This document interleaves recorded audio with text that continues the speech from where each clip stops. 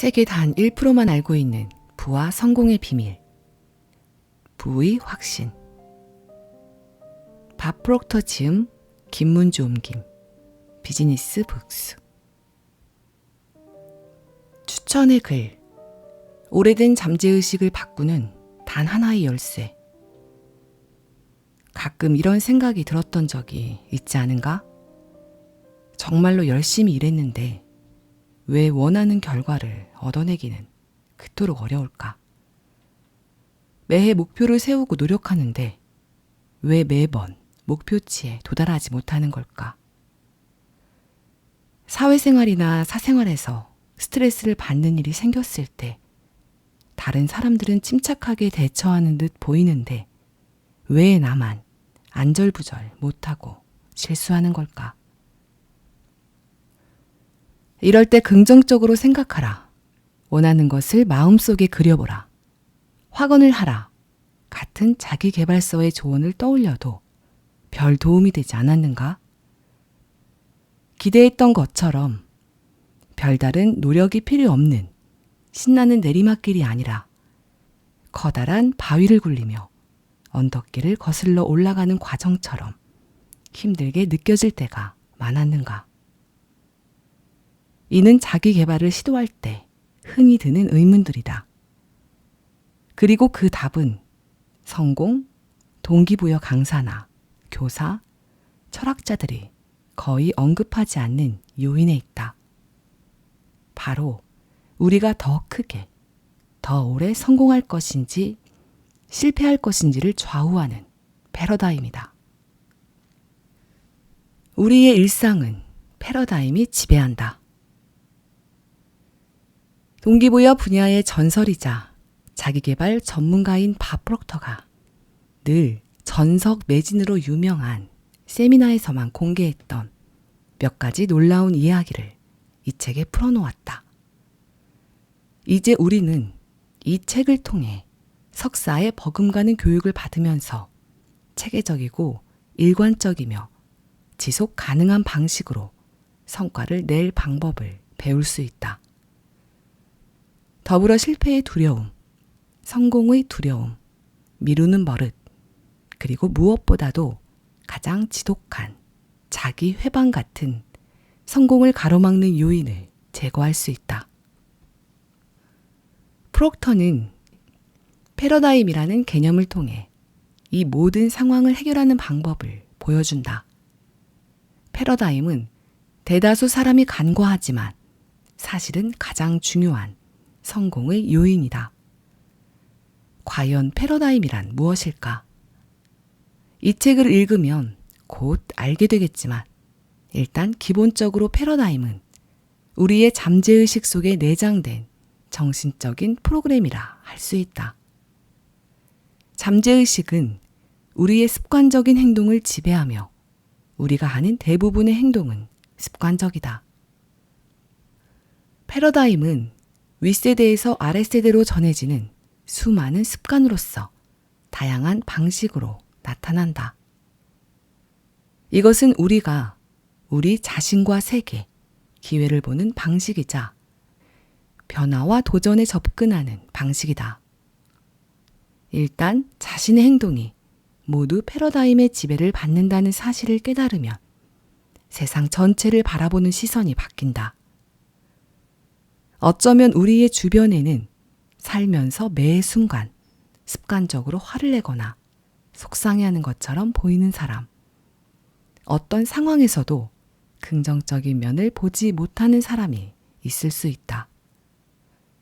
몇 년 혹은 몇십 년 동안 늘었다 줄었다 하는 몸무게 때문에 고군분투하는 사람이 있을 수도 있다. 이들은 한동안 건강을 되찾고 몸무게를 줄이면서 바른 생활을 하는 듯 하다가도 얼마 안 가 예전의 모습으로 돌아간다. 몇 년 동안 일정 수준의 소득에 발이 묶인 채 앞으로도 더 많은 소득을 벌어들이지 못할 것처럼 보이는 사람도 있다. 이런 결과들은 모두 패러다임에서 비롯된 것이다. 패러다임은 스스로 만들어낸 감옥이 될 수도 있지만 지금 우리가 되고 싶은 바로 그런 사람이 될 수 있는 자유를 선물하기도 한다. 이 책은 우리를 제한하는 패러다임으로부터 자유롭게 해줄 열쇠를 건네준다. 우리 안에 뿌리 내린 정신적 프로그래밍 패러다임을 바꿔 돈, 건강, 일을 비롯해 우리의 인간관계와 인생을 완전히 변신시켜줄 열쇠 말이다. 앞으로 우리가 걸어갈 이 여정에서 밥 프록터는 완벽한 멘토가 되어줄 것이다. 샌디 갤러거. 제1장. 당신은 이미 부자로 태어났다. 이 책은 몇몇 독자들에게는 정말로 좋은 책일 것이다. 여기서 모든 독자에게라고 하지 않는 이유는 인생을 바꾸기 위해 마음을 먹는 일이 대단히 어렵고 중요하다는 것을 강조하고 싶어서다. 이 몇몇 독자에 들어갈지 말지 결정하는 것은 바로 당신이다. 패러다임을 바꾸기 위해서는 말 그대로 어마어마한 결심이 필요하다. 지금껏 우리가 배워온 거의 모든 것과 반대로 나아가야 하기 때문이다. 우리는 학교에 가고 책을 펼치고 그 책을 읽고 내용을 질문하고 다시 다른 책으로 넘어간다. 그러나 이런 식으로는 책에 담긴 내용을 제대로 이해할 수 없다. 그저 한 번 읽고 넘어가는 것만으로는 자기 것으로 만들기 어렵다. 패러다임은 반복을 통해 만들어진다. 그것도 꾸준하고 일정한 간격으로 진행되는 반복적인 생각과 행동을 통해 만들어진다. 우리의 인생은 결국 패러다임을 통해 만들어지고 변한다. 하지만 대부분 사람은 이 말이 그다지 와닿지 않을 것이다. 왜냐하면 지금까지 지내왔던 방식, 과거에 교육받았던 방식에 연결되어 있기 때문이다. 우리는 패러다임이 무엇인지 전혀 배우지 못했으며 그저 정보를 수집했을 뿐이다. 이른바 명문대라고 불리는 곳에서 학위를 취득하고서도 허우적대며 인생을 살아가는 사람들이 있다. 이들은 돈을 많이 벌지도 못하고 직장에서 높은 지위로 올라가지도 못한다. 사업을 하는 사람이라면 도산하거나 폐업하기도 한다. 아마도 이 대목에서 독자들은 아니 엄청나게 똑똑한 사람들이 왜 그런 거지? 라고 생각할 것이다. 사실 이 사람들은 그다지 똑똑하지 않다. 엄청나게 많은 정보와 지식을 축적했지만 이를 활용하지 않고 내재된 패러다임에 따라 행동한다. 어떻게 해야 하는지 배우고 아는 대로 행동하지 않고 무언가 알 수 없는 이유로 그 사실조차 깨닫지 못하는 것이다. 즉, 이들은 잠깐 멈춰서서 자신의 행동을 돌아보지 못하고 가지고 있는 정보, 지식과 관련 짓지 못한다. 수년에 걸쳐 내가 깨달은 사실은 성공한 사람들에게는 무의식적으로 발휘하는 능력이 있다는 것이다. 이들은 왜 자신이 그렇게 행동했는지 똑 떨어지게 설명하지 못했다. 수백만 달러를 보유한 자산가, 명망 있는 기업의 창업자 역시 그 이유를 알지 못하고 자녀들에게도 알려줄 수 없었다. 물어보면 이들은 다만 그냥 그렇게 했어요 라고 말할 뿐이다. 사람들은 이들이 똑똑해서 그렇다고 하지만 실은 똑똑한 것과는 상관이 없다. 관련 있는 것은 패러다임이다. 패러다임은 우리의 삶을 상상할 수 없을 정도로 크게 좌우한다. 어떤 분야에서든 성공은 우리 마음속에서 무슨 일이 벌어지느냐에 따라 달려있다. 외부에서 벌어지는 일과는 아무런 상관이 없다. 어떤 사람들은 경제적으로 어려운 상황에 직면했을 때조차 굉장히 잘 이겨낸다. 대공황 시대에도 모두가 일자리를 잃었던 것은 아니며 모두가 파산하지도 않았다. 일부는 수백만 달러를 벌어들이며 크게 성공했다. 왜 그들은 큰 성공을 거두었을까?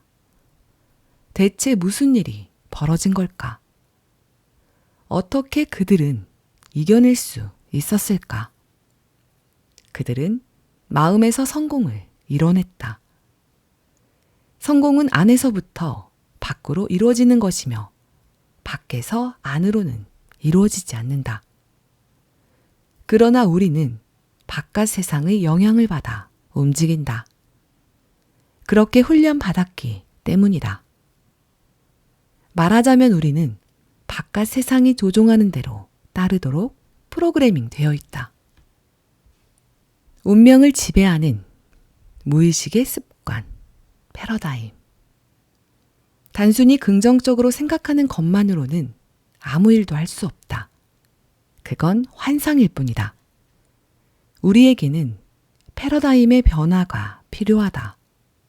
패러다임은 우리의 잠재의식 속에 새겨진 수많은 아이디어로 흔히 습관이라고 알려져 있다. 즉, 패러다임은 잠재의식에 새겨진 수많은 습관이다. 습관은 의식적으로 생각하지 않고 저절로 나오는 생각을 말한다. 매일 우리는 수많은 행동을 하지만 대부분은 의식하지 않고 기계적으로 움직인다. 차를 운전하는 것도 그런 예다. 운전을 하기 위해 일부러 생각할 필요는 없다. 이미 그렇게 프로그래밍 됐기 때문이다. 아침에 일어나서 2-3시간 동안 자신이 하는 행동을 객관적으로 관찰해 보면 그런 행동들로는 우리가 열망하는 성공을 거둘 수 없음을 깨달을 것이다. 그리고 스스로 이렇게 물어보게 된다. 내가 왜 이런 식으로 행동하는 거지? 우리는 매일 똑같은 행동을 하는데 이는 그렇게 하도록 프로그래밍 되었기 때문이다. 지금의 모습대로 살도록 아주 오래전에 프로그래밍 되었다. 말하자면 우리는 이미 태어나기 전부터 유전적으로 프로그래밍 되었기 때문에 친척들과 닮은 꼴을 하고 있다. 우리 한 사람은 여러 세대를 거슬러 올라가는 유전자 풀의 집합체다. 유전자는 우리를 제어하며 우리가 하는 모든 일을 제어한다. 한 사람의 패러다임은 학교에서 배운 것과는 상관이 없다. 애초에 형편없는 패러다임을 가진 사람이라면 제 아무리 뛰어난 교육을 받더라도 실패하고 만다. 훌륭한 교육이 전혀 도움이 되지 않는 것이다. 따라서 가장 먼저 패러다임이 어떻게 형성되는지를 이해해야 한다. 그 다음에는 이것이 어떻게 변하는지 알아야 한다. 이쯤에서 대부분 사람이 이해하기를 포기한다. 학교에서도 가르쳐주지 않고 이를 알려주는 세미나도 거의 없기 때문이다. 어느 날 문득 나는 이 생각을 떠올리며 충격을 받았다. 이 업계에서 계속 일해왔는데도 나 역시 그 원리를 정말로 이해하지 못했기 때문이었다. 연봉 4,000달러를 100만 달러로 바꾼 깨달음. 1961년으로 거슬러 올라가자 나는 1년에 4,000달러를 벌면서 6,000달러의 빚을 지고 있었다. 그때는 어떻게 해야 그 상황을 벗어날 수 있을지 눈앞이 캄캄하기만 했다. 5년 후 나는 1년에 100만 달러를 벌면서 토론토, 몬트리올, 보스턴, 클리블랜드, 애틀랜타, 런던에 지사를 둔 기업을 운영하는 사업가가 됐다. 나는 너무나 제멋대로 살았다. 당시 런던에 살았는데 무작정 이사를 와서 회사를 세웠다. 플레이보이 클럽에 다니며 룰렛 도박을 했고 돈을 잃어도 상관하지 않았다. 아니, 돈이 어디서 나오고 어떻게 벌어들이는지는 알기 때문이었다. 어느 날 문득 이런 의문이 들었다. 어떻게 이렇게 된 거지? 왜 인생이 이렇게 극적으로 변했을까? 답을 할 수가 없었고 이유를 알지 못했다. 어릴 적부터 큰 돈을 벌려면 똑똑해야 한다는 말을 들었지만 나는 그다지 똑똑하지 못했는데도 많은 돈을 벌어들였다. 또 학교에 다니지 않으면 절대로 좋은 일자리를 얻지 못한다고 들었지만 나는 고작 2달 동안 고등학교에 다녔을 뿐이다. 모든 사람이 예상했던 대로 당연히 좋은 일자리도 얻지 못했다. 그러나 나중에는 회사 전체를 통째로 가지게 되었다. 그때부터였다. 자라면서 듣고 믿었던 모든 것을 되돌아보기 시작했고 그중 대부분은 사실이 아님을 깨달았다. 한 사람이 다른 누군가보다 뛰어날 수 있을까? 아니다. 그 누구도 다른 사람보다 뛰어날 수는 없다. 조금 더 나은 결과를 얻거나 조금 더 많은 돈을 벌거나 좀 더 생산적이거나 좀 더 빨리 뛸 수는 있지만 우리는 모두 똑같은 존재다. 우리 모두를 불에 태운다면 똑같은 상태로 사그라질 것이다. 우리는 질량이자 에너지이고 진동이다. 피부색과 몸의 크기, 성별은 아무 의미도 없다. 우리는 모두 동일한 존재이며 동일한 법칙의 지배를 받는다.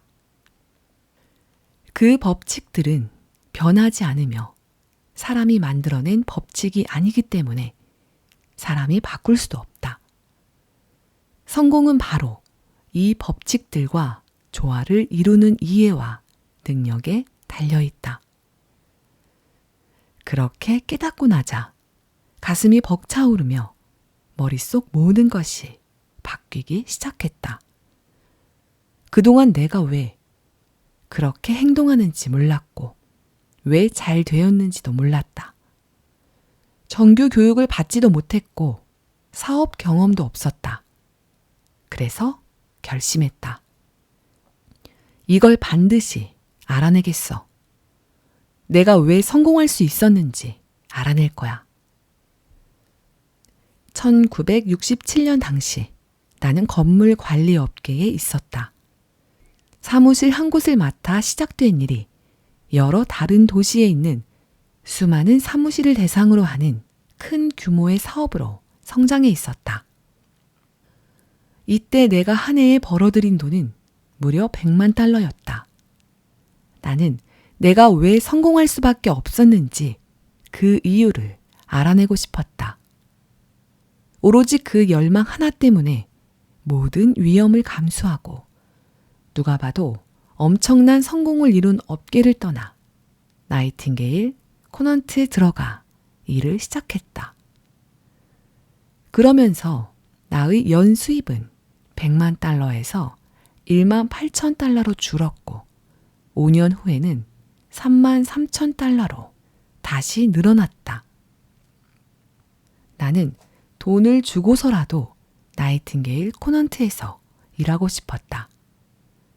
이 회사가 보유한 대단한 두 인물, 얼 나이팅게일과 로이드 코넌트에게 홀딱 반해버렸기 때문이다. 두 사람은 완벽한 천재였고 그들 외에 이런 일을 하는 사람은 없었다. 나는 그들에게 성공 철학을 배우고 싶었다.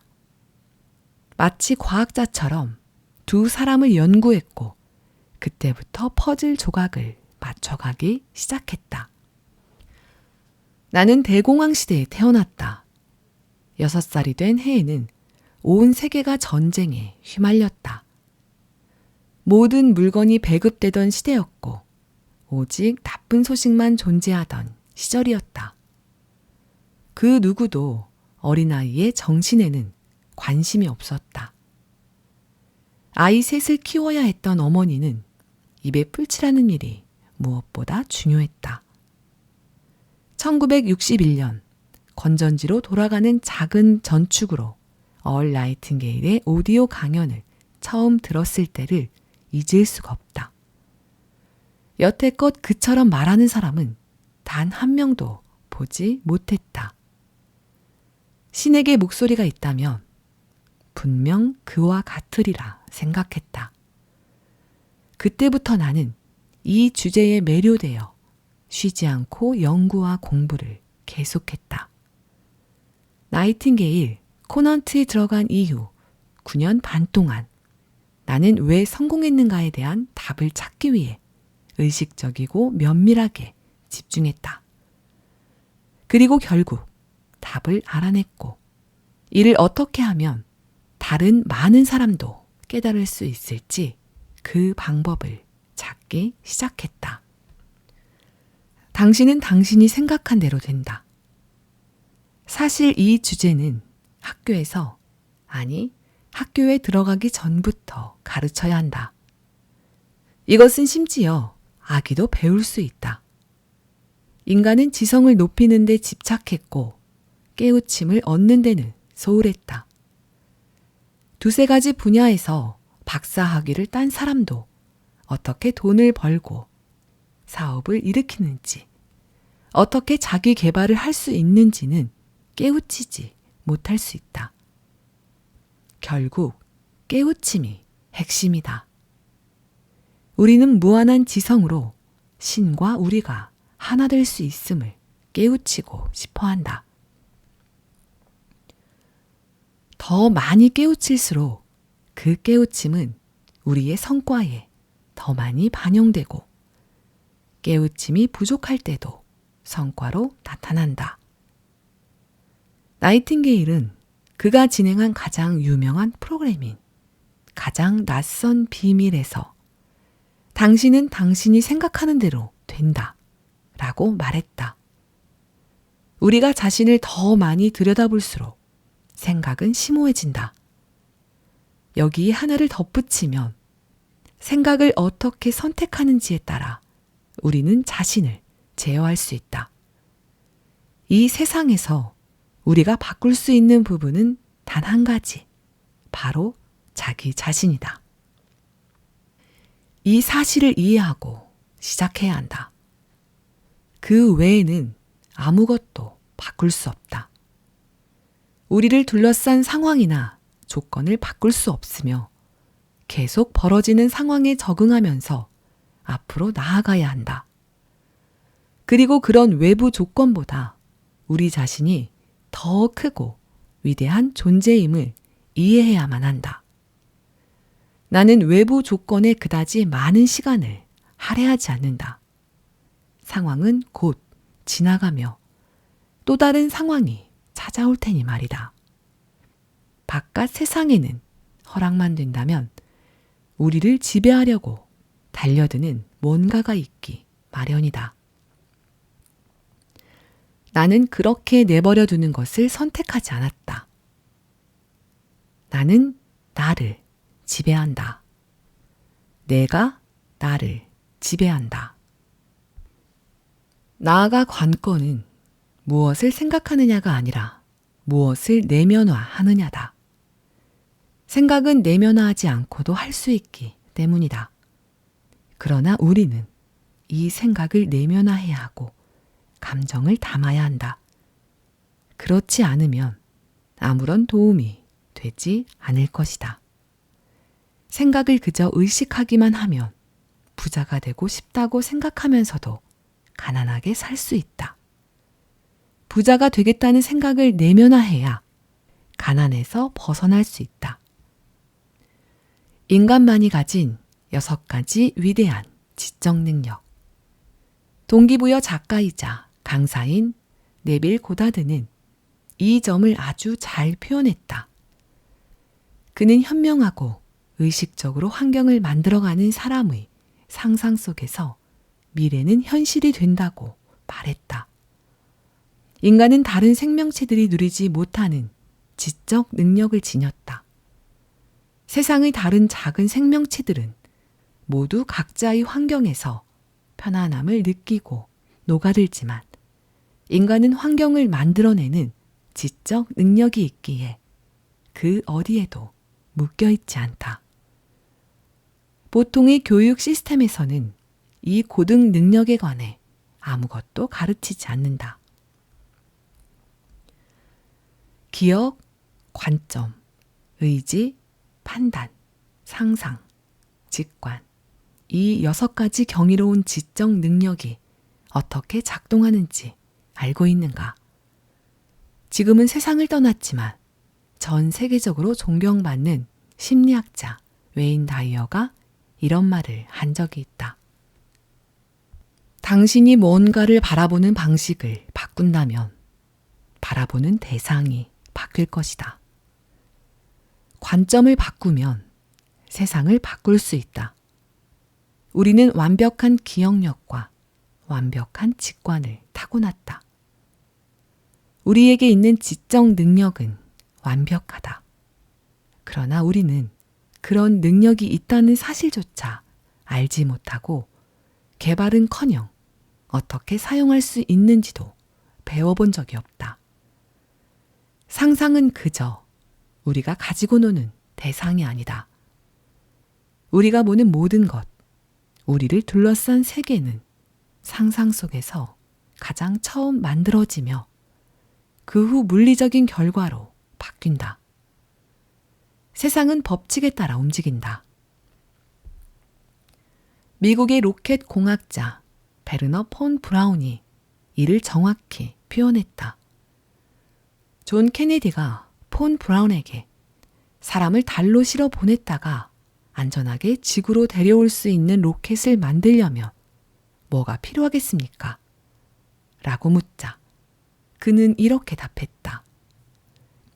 해내겠다는 의지입니다. 의지는 인간의 고차원적인 능력 가운데 하나로 외부의 모든 방해를 배제하고 마음속 화면에 하나의 생각만 띄워놓을 수 있게 해준다. 하나의 생각에 집중할 때 그 생각은 형태로 바뀐다. 앤드류 카네기가 깨달았던 것처럼 마음속에 품은 생각이나 두드러지는 생각, 두려움이나 숭배의 대상이 되는 생각은 우리가 접근하기에 쉽고 편한 형태로 모습을 갖춰 시시각각 나타나기 시작한다. 우주의 제1법칙 가운데 하나는 에너지가 영원히 변화한다는 것이다. 에너지는 한 형태에서 다른 형태로 변화하고 다시 그 형태에서 빠져나오기를 영원히 반복한다. 원하는 세계에 생각의 주파수를 맞춰라. 청명한 날의 하늘을 올려다보면 조각 구름들이 모이는 모습을 볼 수 있다. 구름은 점점 커지고 어두컴컴해지다 이내 콰르릉하고 물을 쏟아낸다. 그곳에 아주 오래도록 머물러 보면 그 물이 원래 나왔던 곳으로 바로 돌아가는 광경을 볼 수 있다. 형태에서 형태로 이동하는 에너지다. 에너지는 본래 나왔던 원천으로 되돌아간다. 이것이 바로 우리의 본질이며 우리가 사용하는 모든 것에 관한 진실이다. 우리는 법칙에 따라 산다. 대부분 사람은 이 법칙을 이해하지 못하기에 인생의 많은 시간 동안 조화를 이루며 살지 못한다. 법칙을 이해하고 우리의 삶이 그 법칙과 조화를 이루도록 끌어갈 때 상황은 올바른 방향으로 움직이기 시작한다. 시인 랠프 월도 에머슨은 인과의 법칙이야말로 법칙 중의 법칙이라고 했다. 우리는 뿌린 대로 거둔다. 큰 호의를 베풀면 큰 보답을 받는다. 우리가 그 법칙과 조화를 이루었기 때문이다. 론다 버니 시크릿이 출간됐을 때 이 책은 큰 도움이 되면서도 많은 사람을 혼란에 빠뜨리기도 했다. 이들은 끌어당김의 법칙을 믿는다. 어떤 일에 대해 생각하면 그 일을 끌어당길 수 있다는 법칙이다. 하지만 끌어당김의 법칙을 이야기하는 사람 대부분은 진정으로 이 법칙을 이해하지 못한다. 끌어당김의 법칙은 부차적인 법칙일 뿐 근본적인 법칙은 진동의 법칙이다.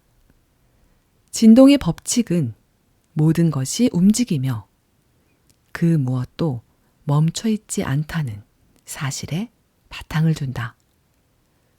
우리는 감정의 바다 한가운데 살며 자신의 주파수에 맞춰 생각한다. 생각은 에너지다. 우리의 생각이 만들어내는 주파수는 우리가 무엇을 끌어당길 것인지 지시한다. 주파수는 우리가 위치한 진동을 제어하기 때문이다. 우리는 우리와 조화를 이룰 수 없는 대상은 끌어당길 수 없다. 어느 한 사람이 가난하면, 즉, 지금 돈이 없고 이전에도 부를 쌓아본 적이 없으면서 단순히 부자가 되리라고 생각한다면 앞으로도 그는 가난한 상태에 머물 수밖에 없다. 이 사람은 가난의 진동 속에 있다. 그 사실을 이해하고 주파수를 바꿔야만 다른 세계로 접어들고 다른 게임을 하게 된다. 더 많이 원할수록 더 많이 하게 된다. 우리는 교육을 통해 머릿속에 정보를 채운다고 믿지만 사실은 전혀 그렇지 않다. 이탈리아의 교육자 마리아 몬테소리는 이렇게 말했다. 우리는 아이들을 학교에 보내면서 이 아이들이 컵이라고 생각합니다. 그리고 그 컵을 채우길 바라죠. 하지만 사실 컵은 이미 가득 차 있거든요. 지금까지 존재했거나 앞으로 존재할 모든 지식과 힘은 언제 어디에나 있다. 우리는 앞으로 필요할 모든 지식과 힘을 이미 가졌다. 우리는 에너지를 얻는 게 아니라 풀어낸다. 우리는 욕망의 에너지를 풀어놓는다. 즉, 욕망이 생겨야 이를 충족할 에너지가 생긴다. 우리의 영적 DNA는 완벽하다. 우리는 각자 완벽함을 품고 있고 이 사실은 우리 내면과 외면 모두에서 저절로 드러난다. 영혼은 확장과 표현의 대상으로서 항상 우리라는 존재의 본질이 순수하고 완전한 영혼임을 보여준다. 그리고 늘 많은 방식으로 자신을 표현하고 싶어 한다. 그러기에 우리는 여러 가지를 원한다. 사실 우리는 무언가를 얻기보다는 성장하기를 바란다. 나는 더 빨리 달리고 싶어. 나는 더 높이 뛰어오르고 싶어. 영혼은 우리를 통해 자신을 표현하고 싶어 한다. 그리하여 우리는 영적인 존재다. 영적인 경험을 했다고 말하는 사람들도 있지만 이들은 영적인 경험을 하는 게 아니다. 육체적인 경험을 하는 영혼인 것이다. 우리 안의 완벽함은 항상 표현할 방법을 찾는다. 그래서 우리는 달릴 때 더 빨리 달리고 싶어 한다. 더 높이 뛰어오르고 싶어 하고 더 많이 팔기를 바란다.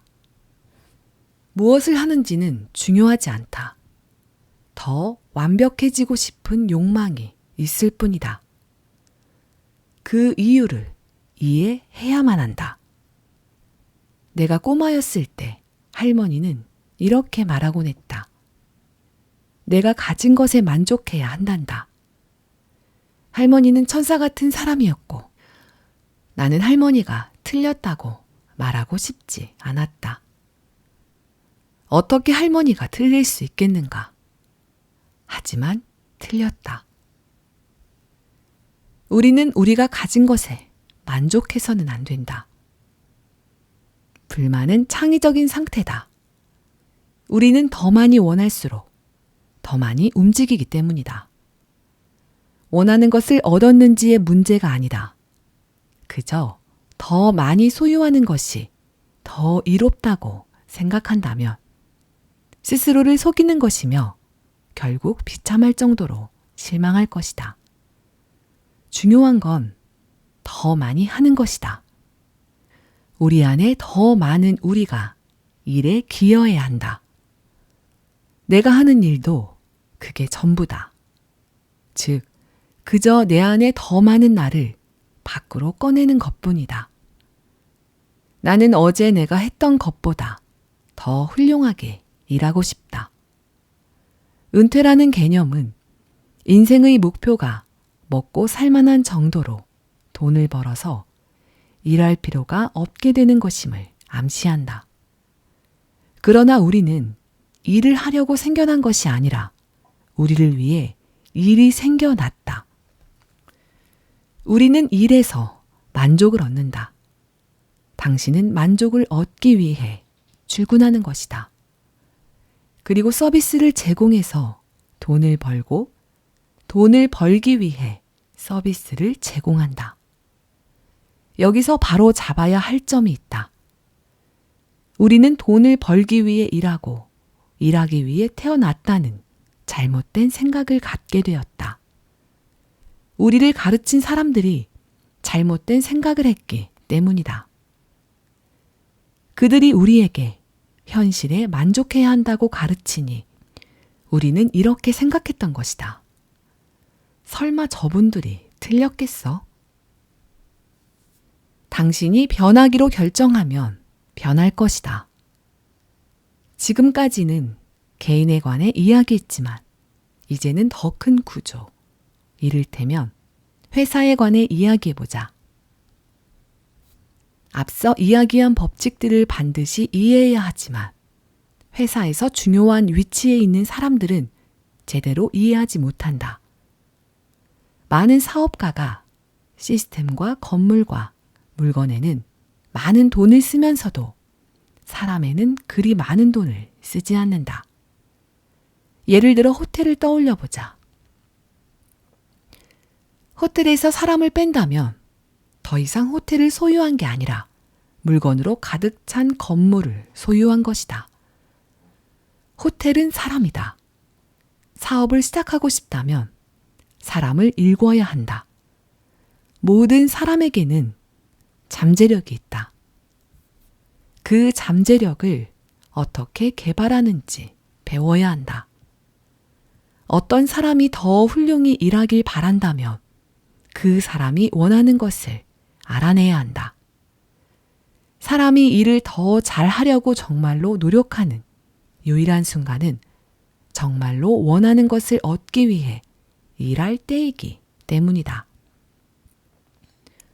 우리 안에 더 많은 우리가 기여하기 위해서는 무언가를 원해야만 한다. 흔히 사장은 직원들에게 이봐 실수했잖아. 어떻게 해야 제대로 하는 건지 보여줄게. 라고 말하지만 직원들은 자신이 했던 방식 그대로 돌아간다.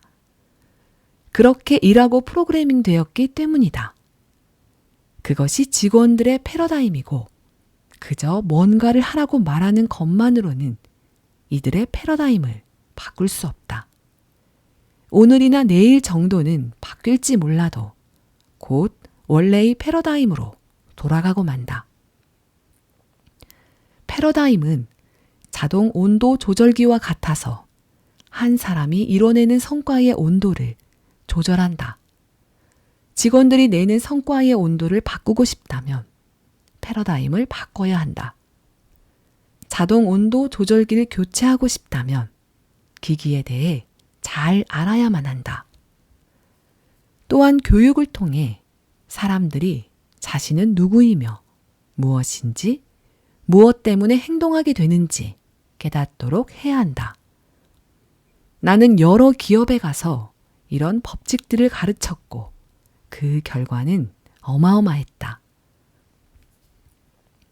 1970년대에는 가장 큰 보험회사로 꼽히는 프루덴셜 오브 아메리카와 메트로폴리탄에 합류했다.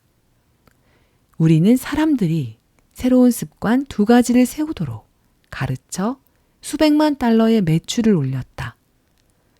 나는 직원들에게 아침 9시까지 잠재고객 앞에 나타나서 10만 달러 상당의 보험을 사달라고 부탁하라고 했다. 그리고 이렇게 덧붙였다. 반드시 보험을 팔 필요는 없어요. 그저 사달라고 부탁하세요. 여러분이 이전과는 다르게 해야 할 일 2가지는 매일 아침 9시에 잠재 고객을 만나서 10만 달러짜리 보험을 소개하고 제안하는 겁니다. 그 결과 이들이 일주일 동안 계약한 10만 달러 보험 증권의 수는 예전의 연간 계약 건수보다 더 많았다.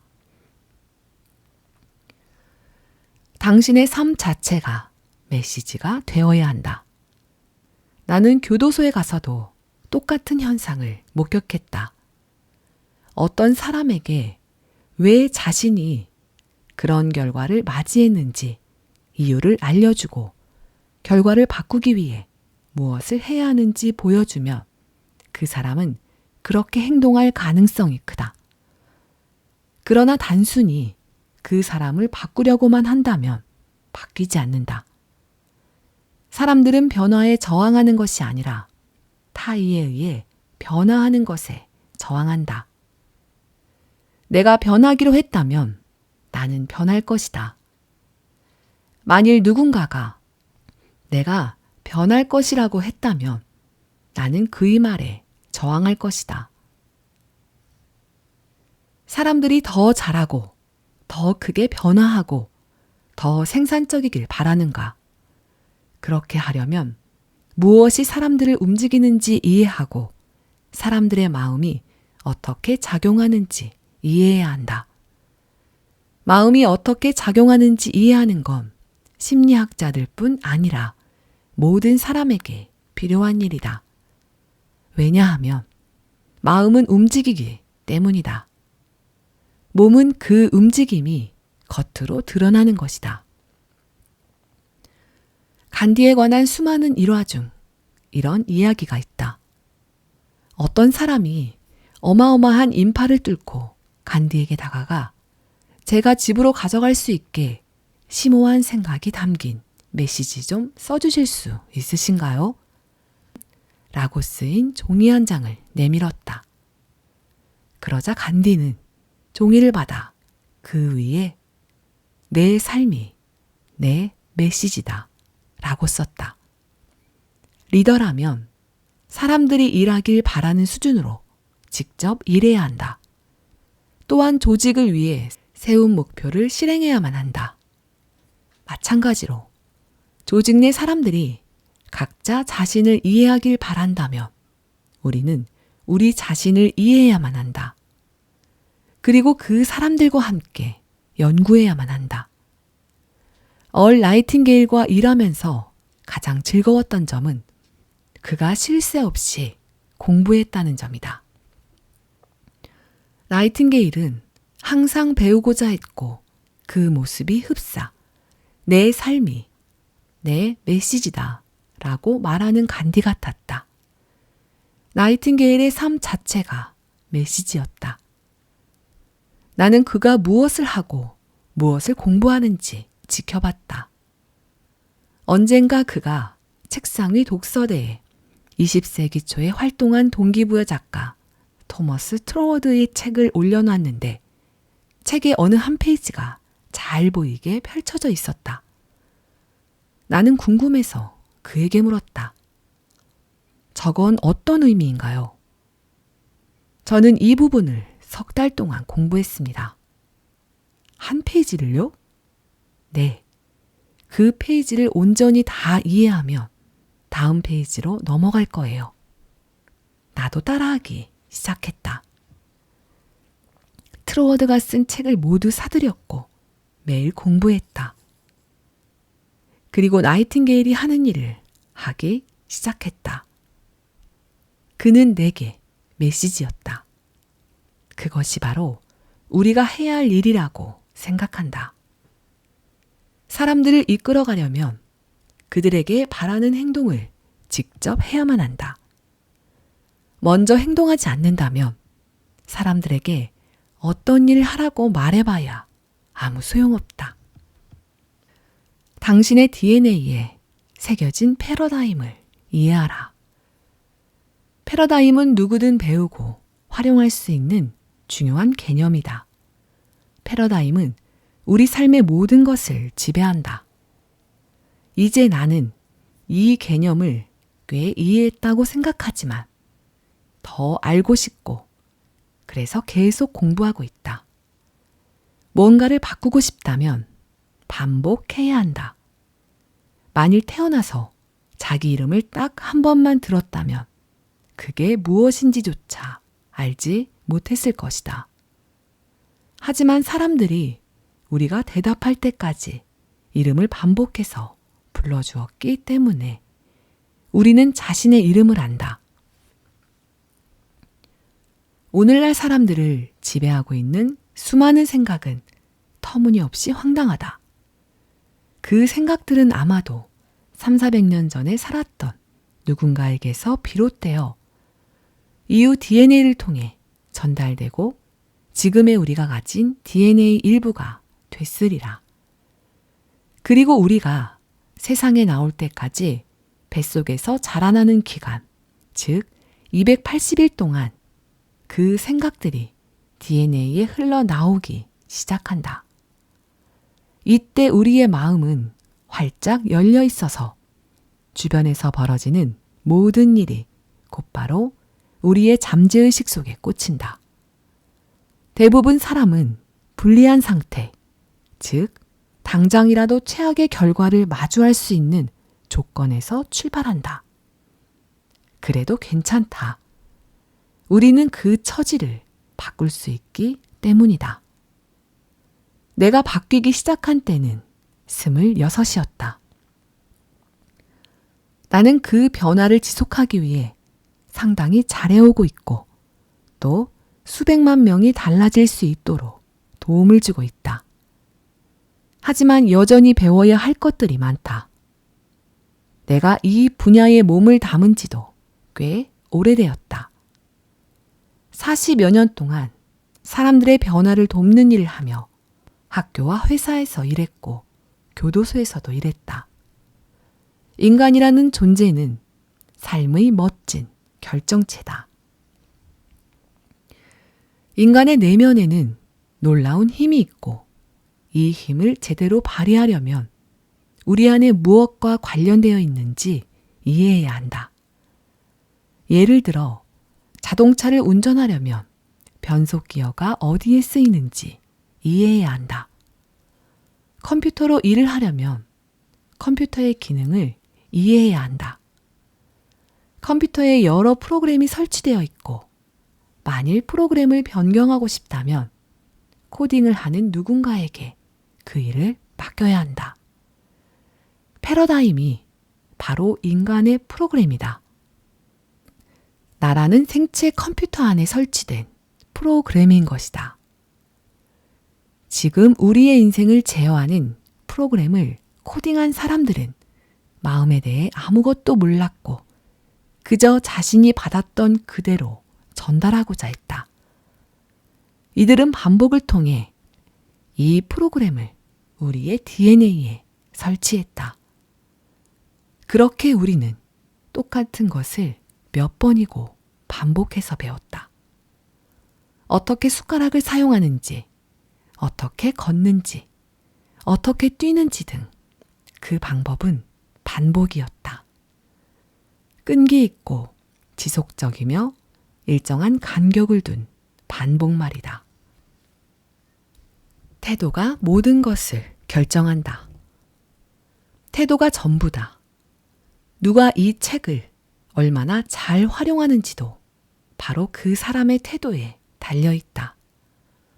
태도는 우리의 생각과 감정, 행동의 합성물이며 이 세 가지는 마치 무지개의 색깔처럼 있다. 나는 태도에 관해 나이팅게일이 글을 쓰고 녹음한 마법의 말, 오디오 강연을 반복해서 들었는데 아마 1만 번쯤은 들은 것 같다. 나이팅게일이 말한 마법의 말은 바로 태도다. 이 강연을 여러 번 반복해서 들으며 태도가 무엇인지 깨달았고 나의 태도는 어떤지 알게 되었다. 알고 보니 나는 내가 누구인지, 내가 무엇을 할 수 있는지에 대해 나쁜 태도를 보이고 있었다. 먼저 태도가 무엇인지부터 알아야 했고 그 다음에 이것을 어떻게 바꿔야 하는지 깨달아야 했다. 나는 태도를 공부했고 내 태도가 만들어지는 방식을 바꿨다. 내 태도는 다른 누군가가 반복을 통해 만들어준 것이었다. 태도에 관한 나이팅게일의 이야기는 그때까지 내가 알고 있던 모든 것을 부정했다. 나는 그 오디오 강연을 듣고 또 들었다. 내게는 검은색 가죽으로 제본된 나폴레온 힐의 생각하라, 그리고 부자가 되어라가 한 권 있다. 26살이었던 1963년부터 나는 매일 이 특별한 책을 읽는다. 처음 이 책을 받았을 때 나는 이렇게 말했다. 전 이 책을 읽을 수 없어요. 진심은 아니었다. 책을 잘 읽지는 못했지만 대부분 사람이 읽는 수준, 그러니까 7학년 수준 정도로는 읽을 수 있었다. 이 책을 읽기 시작했을 때 2살 많은 누나 헬렌에게 팻이라는 친구가 있었는데 그녀도 책을 좋아했다. 팻은 언제나 책을 보고 있었고 늘 책과 함께였다. 아마도 동네 도서관에 있는 책은 전부 읽었을 것이다. 누나는 팻에게 내가 책을 보기 시작했다고 말했다. 나중에 팻이 내게 물었다. 헬렌이 그러는데 너 요즘 책 본다며? 뭐 읽는 중이야? 좋은 책이야. 누나도 좋아할 것 같아. 생각하라, 그리고 부자가 되어라. 팻은 미소를 띄었다. 몇 달 후 다시 팻을 만났다. 너 지금도 책 읽니? 요즘은 뭐 읽는데? 생각하라, 그리고 부자가 되어라. 세상에, 지난번 만났을 때 내가 푹 빠져 있던 책 아니야? 맞아. 아직도 그 책을 읽고 있어. 팻은 나를 약간 희한하다는 듯 바라보았다.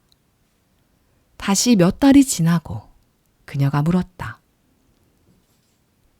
지금도 책 읽고 있어? 그럼 뭐 읽는데? 생각하라. 그리고 부자가 되어라.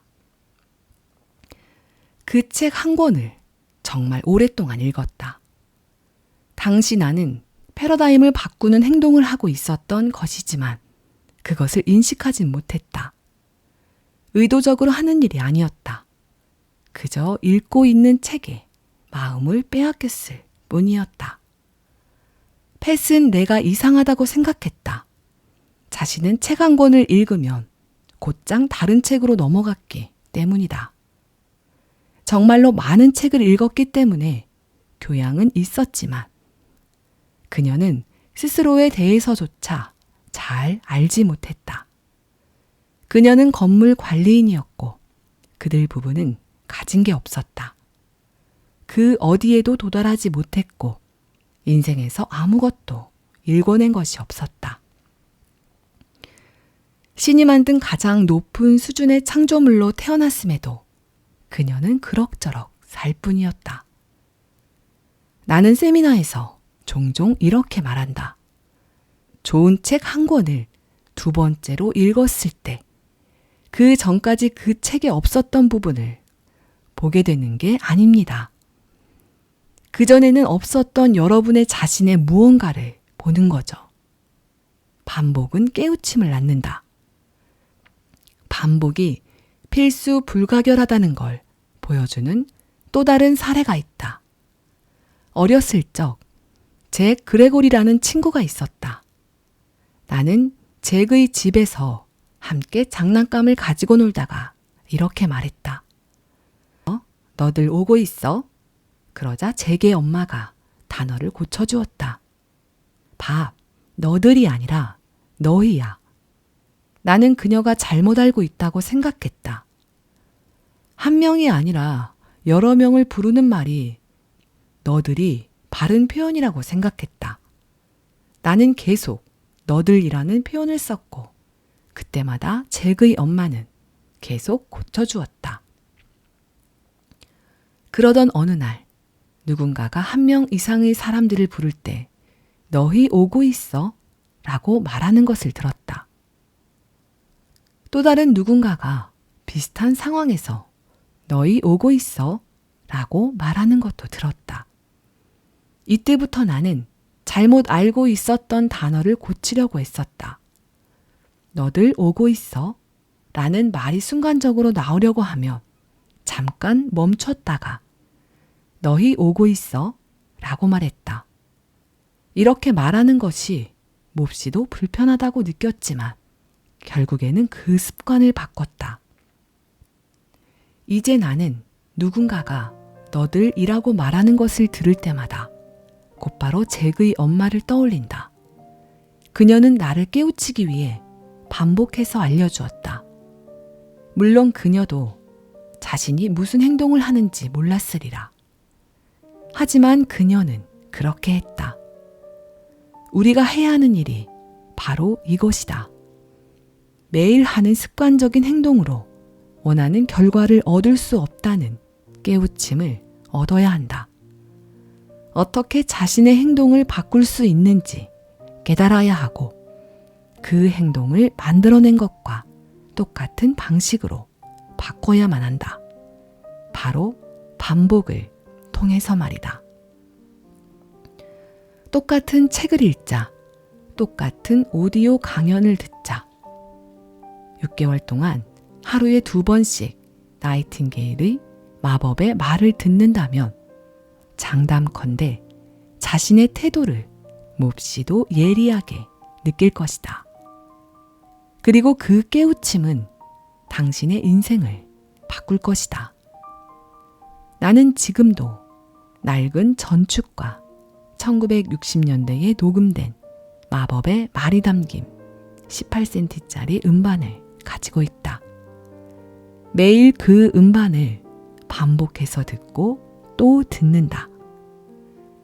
그럴수록 현재 나의 태도보다 더 훌륭한 태도로 나아갈 수 있음을 알기 때문이다.